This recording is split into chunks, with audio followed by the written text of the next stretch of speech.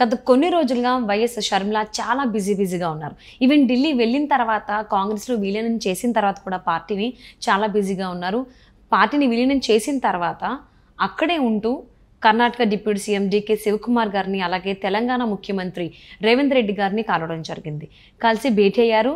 చాలా వరకు వీళ్ళు డిస్కస్ చేస్తున్నారు రాబోయేటువంటి రోజులకు సంబంధించి ఏం చేయాలి అని.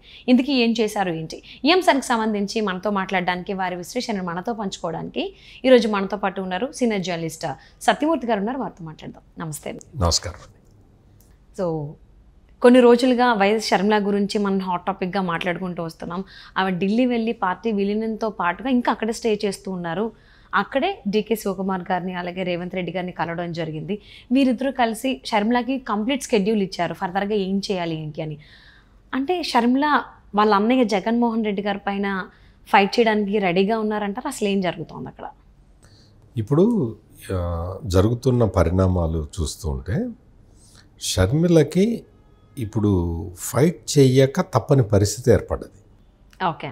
అంటే అన్నతోటి ఫైట్ చేయటానికి భయపడి ఆమె తెలంగాణ వచ్చి రాజకీయ పార్టీ పెట్టుకున్నది. ఓకే. కేవలం అన్నతోటి భయపడే. ఓకే. ఈ భయం కారణంగానే ఆమె పారిపోయి తెలంగాణ వచ్చి ఇక్కడ ఒక రాజకీయ పార్టీని పెట్టుకున్నది. రాజకీయ పార్టీని పెట్టిన తర్వాత వెంటనే అక్కడ ఏపీ ప్రభుత్వం ముఖ్య సలహాదారుడు సజ్జల రామకృష్ణారెడ్డి వెంటనే చెప్పేశాడు షర్మిలకి మాకు ఎలాంటి సంబంధాలు లేవు అని. దాంతో ఏమైంది అంటే షర్మిల వెనక జగన్మోహన్ రెడ్డి లేడు అనే ఒక ఇది వచ్చేసింది. దాంతో ఏమైంది అంటే షర్మిలకి రావాల్సిన ఊపు రాలేదు. ఓకే. అంటే తెలంగాణలో షర్మిల విఫలం కావటానికి ఒక కారణం వాళ్ళ అన్నయ్య. అంటే ఆంధ్రప్రదేశ్లో అధికారంలో ఉన్న వ్యక్తి ఈమెకి సపోర్ట్ చేయటం లేదు అనే ఒక ఇది వచ్చేసిన తర్వాత ఈమె వైపు రావటానికి జనరల్గా షర్మిల వైపు ఎవరు వస్తారు? రెడ్డి కులస్తులు రావాలి. ఆ రెడ్డి కులస్తులు షర్మిల వైపు రావటం ఆగిపోయింది జగన్మోహన్ రెడ్డి సపోర్టు లేదు అని తెలియంగానే. సో ఆ కారణంగా షర్మిల విఫలమైంది తెలంగాణ రాజకీయాల్లో. ఓకే. సో ఇప్పుడు ఏం జరిగింది అంటే తెలంగాణ రాజకీయాల్లో విఫలం కాగానే జగన్మోహన్ రెడ్డి ఏమనుకున్నాడు అంటే ఇంకా ఈ అమ్మాయి దగ్గర ఉన్న డబ్బులన్నీ అయిపోతాయి, ఇంకా ఫర్దర్గా ఇంకా నా జోలికి వచ్చే అవకాశం లేదు. ఈవెన్ తెలంగాణ ఎన్నికల్లో పోటీ చేయకుండా ఉండడానికి కూడా జగన్మోహన్ రెడ్డి కొన్ని బెదిరింపులు వచ్చాయి, అట్లా ఆయన ఎంచుకోవడానికి కూడా టాక్ వచ్చింది ఎలక్షన్స్ టైంలో. ఇప్పుడు అంటే ఒక స్థాయిలోకి వచ్చిన తర్వాత ఆమె కేసీఆర్ని బాగా తిడుతున్నది. తిడుతూ పాదయాత్ర చేయటం, ప్రచారం చేయటం ఇవన్నీ చేసింది. కేసీఆర్కి జగన్మోహన్ రెడ్డికి అదొక అవిభాజ్య కవలలు లాంటి వాళ్ళిద్దరూ కూడా ఇచ్చిపుచ్చుకోవటం, మాట్లాడుకోవటం, వాళ్ళ ఆలోచనలు పంచుకోవటం. రాజకీయంగా ఇద్దరికీ శత్రువు ఎవరు అంటే చంద్రబాబు నాయుడిని మళ్ళీ రాజకీయంగా పైకి రాకుండా ఎట్లా చేయాలి, ఇటువంటి కుట్రలు ఇద్దరు కలిసి పన్నారు. ఆ సమయంలో షర్మిల కేసీఆర్ని తిట్టడం మొదలుపెట్టేసరికి జగన్మోహన్ రెడ్డి ఏం చేశాడంటే ఈమెను మొత్తం పూర్తి స్థాయిలో కట్టడి చేయడానికి రకరకాల ప్రయత్నాలు చేశాడు. దాంతో ఏమైంది అంటే షర్మిల తెలంగాణ రాజకీయాల్లో విఫలమైపోయింది. విఫలం అయిపోయిన తర్వాత ఇప్పుడు నెక్స్ట్ ఏం చేయాలి అంటే ఆ నెక్స్ట్ ఏం చేయాలి అన్న ఆలోచన వస్తున్న తరుణంలో షర్మిల అదృష్టం బాగుండి కర్ణాటకలో కాంగ్రెస్ పార్టీ గెలిచింది. ఓకే. అంటే దీనికి ఏంటి సంబంధం అని మీరు అడగచ్చు. కాంగ్రెస్ పార్టీ కర్ణాటకలో గెలవంగానే అక్కడ పిసిసి ప్రెసిడెంటు డీకే శివకుమారు ఆ రాష్ట్రానికి డిప్యూటీ సీఎం అయిపోయాడు. డీకే శివకుమార్ తోటి షర్మిలకి చాలా దగ్గర సంబంధాలు ఉన్నాయి. సో ఎప్పుడైతే ఆయన సెంటర్ పాయింట్లోకి వచ్చేసాడో డీకే శివకుమారు, షర్మిలకి మళ్ళీ కొత్త ఆశలు చిగురించినాయి. మనం మళ్ళీ రాజకీయంగా మనం ఏదో ఒకటి చేయొచ్చు అని చెప్పి ఒక అండని తెచ్చుకోవచ్చు అనే ఒక ఉద్దేశంలోకి షర్మిల వచ్చింది. ఈ పరిణామ క్రమంలో ఆయన ఏం చేశాడంటే తన దగ్గరికి వచ్చిన వాళ్ళని ఎవరైనా ఏ రాజకీయ నాయకుడైనా కానీ ఎంకరేజ్ చేస్తాడు కదా. అందులో వాళ్ళ నాన్నగారి దగ్గర నుంచి చాలా దగ్గర సంబంధాలు ఉన్నాయి కదా డీకే శివకుమార్ గారికి. సో అప్పుడు ఇంకా సన్నిహితులుగానే ఉంటారు, ఆ బంధుత్వం ఉంటుంది ఇప్పటి వరకు ఉంటుంది. సో ఆయన ఏం చేశాడు అంటే తెలంగాణలో షీట్ షేరింగ్ చేసుకుందామమ్మా అది ఇదని చెప్పాడు. ఆ షీట్ షేరింగ్ కుదరలేదు. తర్వాత ఆమె పార్టీని విలీనం చేయాల్సిన పరిస్థితి ఏర్పడ్డది. విలీనం చేసినా కానీ రేవంత్ రెడ్డి ఒప్పుకోలేదు. దాంతో ఆమె విలీనం చేసి సైలెంట్ అయిపోవాల్సి వచ్చింది. ఇప్పుడు ఈ స్థితిలో ఉన్నప్పుడు డీకే శివకుమార్ ఆల్టర్నేటివ్ ప్రపోజల్ చెప్పాడు. ఓకే, నువ్వు ఆంధ్రప్రదేశ్కి వెళ్తానంటే చెప్పు, నేను మళ్ళీ మాట్లాడతాను అని. ఓకే, అప్పుడు ఆమె చెప్పింది అలాగే మీరు చెప్పినట్టే చేస్తాను, మాట్లాడండి అంటే అప్పుడు మళ్ళీ టాక్స్ రీగెయిన్ చేశారు. అంతకు ముందర ఏంటంటే షర్మిల ఆంధ్ర వెళ్ళటానికి భయపడ్డది. అన్నయ్య ఉన్నారు కాబట్టి, అన్నయ్య ఉన్నాడు, అందులో అన్నయ్య పవర్ఫుల్ అన్నయ్య కదా, అన్ని రకాలుగా పవర్ఫుల్ అన్నయ్య. అందుకని ఆ అన్నయ్య దగ్గరికి వెళ్ళాలంటే భయం పుట్టింది. అంటే ఎవరిని ఇంట్లో వ్యక్తిని ఏం చేశారని ఆవిడకి క్లారిటీ ఉంది కాబట్టి ఆమె ప్రత్యక్ష సాక్షి కదా, ఆమె సిబిఐకి చెప్పటం అవన్నీ కూడా ఆమె చెప్పింది కాబట్టి ఆమెకి స్పష్టంగా తెలుసు. ఈ దశలో ఇప్పుడు ఏంటంటే తెలంగాణలో జీరో అయిపోయిన దశలో వచ్చిన ఈ అవకాశాన్ని ఇప్పుడు ఎట్లయినా వాడుకోవాలి. లేకపోతే పొలిటికల్గా జీరో అవటమే కాకుండా షర్మిలకి రావాల్సిన ఆస్తుల్లో వాటా కూడా రాదు.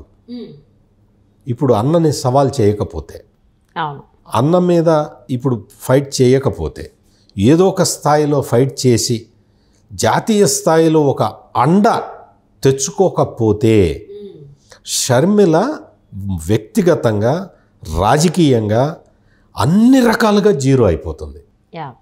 అందుకని మీరు పిల్లిని 4 గోడల మధ్యలో వేసి కొడితే తిరుగుబాటు చేస్తుంది. ఇప్పుడు షర్మిల చేస్తున్న పని ఇది. పిల్లి ఎట్లయితే 4 గోడల మధ్య వేసి కొడితే తిరుగుబాటు కొంచెంసేపటిగా తిరుగుబడుతుంది, భరించనిసేపు భరించి పారిపోవటానికి దోవలేనప్పుడు ఎగిరి మీద పడుతుంది. ఆ టైపులో ఇప్పుడు షర్మిల పొజిషన్ వచ్చి ఆ పొజిషన్ కారణంగా ఇప్పుడు ఆంధ్రప్రదేశ్లోకి ఎంటర్ అవుతున్నది. షర్మిల ఇంత పొలిటికల్ టర్మాయిల్లో ఆమె వ్యక్తిగత జీవితం అన్సర్టనిటీలో ఉన్న దశలో కాంగ్రెస్ పార్టీ ఇంత ఆఫర్ ఇవ్వటం కాంగ్రెస్ పార్టీ గొప్పతనం. మామూలుగా అయితే అసలు షర్మిలకి ఇటువంటి ఆఫర్ కాంగ్రెస్ పార్టీ నుంచి రాదు. డీకే శివకుమార్ వెనక అండగా ఉండటం, పైగా సోనియా గాంధీ, రాహుల్ గాంధీ కూడా ఒక సింపథెటిక్గా ఒక ఆడకూతురు ఇట్లా వచ్చింది, నిస్సహాయంగా నిలబడి ఉన్నది, మనం ఎంకరేజ్ చేయాలి అని వాళ్ళు కూడా డెసిషన్ తీసుకోవటం. అంటే ఇప్పుడు కాంగ్రెస్ పార్టీ ఇచ్చిన అవకాశం ఏదైతే ఉందో అది షర్మిల ఉపయోగించుకుని కాంగ్రెస్ని బలోపేతం చేసేంత ఛాన్సెస్ ఉన్నాయంటారా ఆంధ్రప్రదేశ్లో? నేను అదే చెప్తున్నాను. ఇప్పుడు ఏంటి అంటే కాంగ్రెస్ పార్టీ ఫస్ట్ అవకాశం ఇచ్చింది. ఇప్పుడు తనకు వచ్చిన ఈ అవకాశాన్ని సద్వినియోగం చేసుకునే బాధ్యత షర్మిల మీద ఉంటుంది. అవును, అంటే అంత ఇంపాక్ట్ వస్తుంది ఆవిడ వల్ల అనేది అసలు పాయింట్. ఇప్పుడు ఏంటి అంటే షర్మిల ముందర బయటికి రావాలి.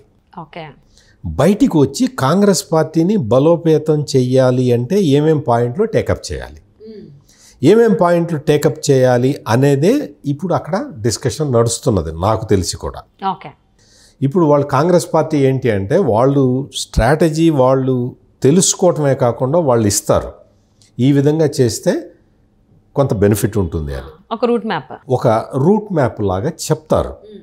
చెప్పిన తర్వాత కాంగ్రెస్ పార్టీలో ఉన్న గొప్పతనం ఏంటి అంటే ఒక్కసారి బాధ్యత అప్పగిచ్చిన తర్వాత మళ్ళీ ఇంటర్ఫియర్ కారు. ఓకే, ఇప్పుడు షర్మిలని పిసిసి అధ్యక్షురాలుగా పెట్టారు అనుకోండి, ఇంకా మళ్ళీ వాళ్ళు ఇన్వాల్వ్ కారు.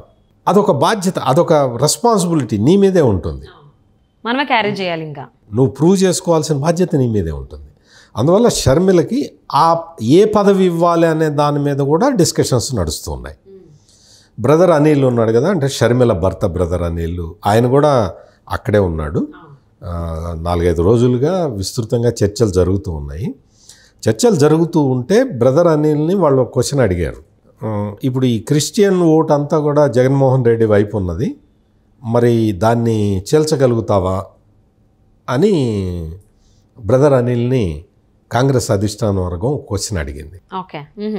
అడిగితే బ్రదర్ అనిల్ ఏం చెప్పాడు అంటే, అసలు క్రిస్టియన్ ఓట్ బ్యాంక్ని జగన్కి అటాచ్ చేసిందే నేను, డిటాచ్ చేయటం పెద్ద కష్టమైన పనేం కాదు. ఎందుకు అంటే క్రిస్టియన్ కమ్యూనిటీకి ఏవైతే హామీలు ఇచ్చాడో జగన్మోహన్ రెడ్డి, ఆ హామీలలో ఒక్కటి కూడా నెరవేర్చలేదు. ఆ కమ్యూనిటీ మొత్తం కూడా జగన్మోహన్ రెడ్డికి వ్యతిరేకంగానే ఆలోచిస్తున్నది. అందుకని మీకు నేను భరోసా ఇస్తున్నాను, నేను నా వంతు ప్రయత్నం నేను చేస్తాను, షర్మిల వంతు ప్రయత్నం షర్మిల చేస్తుంది అని ఒక అష్యూరెన్స్ కూడా బ్రదర్ అనిల్ ఇచ్చాడు. ఓకే. ఇది మీకెట్ట తెలుసండి అని అడగచ్చు మీరు. సీనియర్ జర్నలిస్ట్ అన్నప్పుడు తెలియకుండా ఎలా ఉంటుందండి? అందుకని అక్కడి నుంచి మనకి ఫెయిలర్స్ వస్తాయి, వాళ్ళు ఏం మాట్లాడుకుంటున్నారు అనేది తెలుస్తుంది. కాబట్టి మనం ఈ విశ్లేషణ చేయగలుగుతున్నాం. ఇది ఈ స్టేజ్ దాటిన తర్వాత ఇప్పుడు ఆమెకి ఏ బాధ్యత అప్పగిస్తారు అనేది క్లారిటీ ఇస్తుంది కాంగ్రెస్ పార్టీ. అంటే పిసిసి అధ్యక్షురాలుగా పెడతారా, లేదు జనరల్ సెక్రటరీగా పెట్టి ఆంధ్రప్రదేశ్ వ్యవహారాలకి ఇన్ఛార్జిగా పెడతారా అనే దాని మీద ఆధారపడి ఉంటుంది. అంటే మీ ఉద్దేశం ప్రకారం ఇప్పుడు మీరు చెప్పినట్టు 2 పోస్టులకి సంబంధించి షర్మిల దేనికి క్యాపబుల్ అనుకుంటున్నారు మీరు పర్సనల్లీ? అంటే షర్మిల ఇప్పుడు కాంగ్రెస్ పార్టీ అనేది దానికి స్థిరమైన ఓట్ బ్యాంకు ఉన్న పార్టీ అండి. గత 10 సంవత్సరాల నుంచి వాళ్ళ అధికారంలో లేకపోయినా ఆ పార్టీకి సంబంధించిన క్యాడరు ఎక్కడికి పోదు, ఆ పార్టీకి సంబంధించిన ఓటు బ్యాంక్ ఎక్కడికి పోదు, ఆ ఓటు బ్యాంక్ అట్లాగే ఉంటుంది. అది కాంగ్రెస్ పార్టీ ప్రత్యేకత. ఈ ప్రత్యేకత ఉన్న పార్టీ కాబట్టి షర్మిల కొంత యాక్టివ్ అయితే చాలు, కాంగ్రెస్ ఓటు బ్యాంకు రియాక్టివేట్ అవుతుంది. ఇప్పుడు ఈ కాంగ్రెస్ ఓటు బ్యాంక్ అంతా ఎక్కడుంది? జగన్మోహన్ రెడ్డి దగ్గర ఉంది, వైఎస్ఆర్సీపీ దగ్గర ఉంది. రాష్ట్ర విభజన సమయంలో కాంగ్రెస్ పార్టీ డల్ అయిపోగానే ఆ ఓటు బ్యాంక్ అంతా జగన్మోహన్ రెడ్డి వైపు వెళ్ళింది.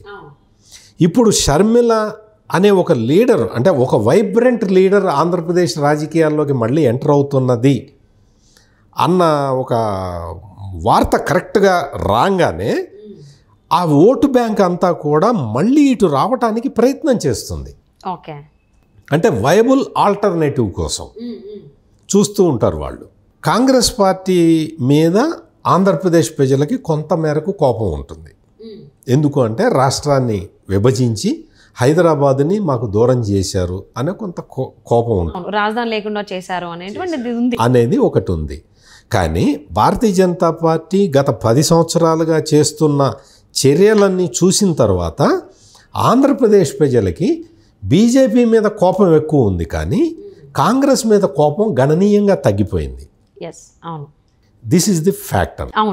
సో ఈ నేపథ్యంలో షర్మిల కాంగ్రెస్ పార్టీలో ఏ బాధ్యత తీసుకున్నా, అంటే వాళ్ళు ఏ బాధ్యత ఇచ్చినా కానీ, అంటే జనరల్ సెక్రటరీ ఇచ్చి ఆంధ్రప్రదేశ్ వ్యవహారాలు ఇన్ఛార్జిగా పెట్టినా, లేదు పిసిసి అధ్యక్షురాలుగా ఇచ్చినా, ఏది ఇచ్చినా కానీ ఆమె వైపు చాలామంది చూడటానికే అవకాశం ఉంది. ఆ ఓటు బ్యాంకు జగన్ని వదిలేసి మళ్ళీ కాంగ్రెస్ వైపు రావడానికి అవకాశాలు అయితే స్పష్టంగా కనిపిస్తున్నాయి.